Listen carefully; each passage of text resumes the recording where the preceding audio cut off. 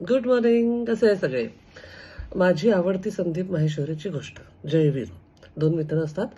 एकाचं नाव जय, एकाचं नाव वीरू. छोटे असतात. एक 6 वर्षाचा, एक 10 वर्षाचा. पक्के दोस्त असतात. एकदम एकत्र खेळणार, एकत्र खाणार पिणार, एकत्र शाळेत जाणार.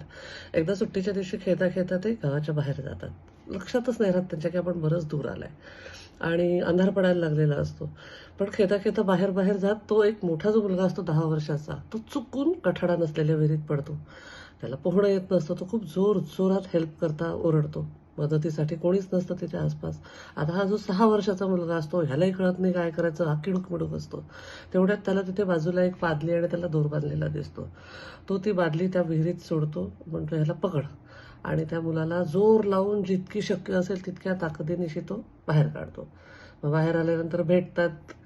आता त्यांना भीती वाटायला लागते की गावातले लोक आपल्याला रागवतील की इतक्या अंधार पडेपर्यंत तुम्ही बाहेर काय खेळले, असं कसं झालं, जीव गेला असता तर काय झालं असतं वगैरे. ते घाबरत गावात येतात आणि सगळी स्टोरी सांगतात.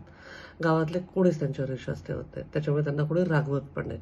पण एक चौधरी चाचा असतात, ते त्यांच्यावर विश्वास ठेवतात. म्हणतात असं होऊ शकतं.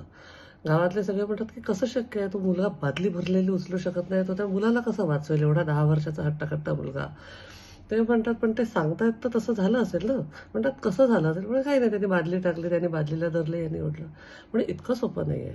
मग ते चाचा त्यांना म्हणतात की कसं झालं हे इम्पॉर्टंट नाही आहे, तो ते का करू शकला हे इम्पॉर्टंट आहे. मग त्या गाववाले म्हणतात तो का करू शकला.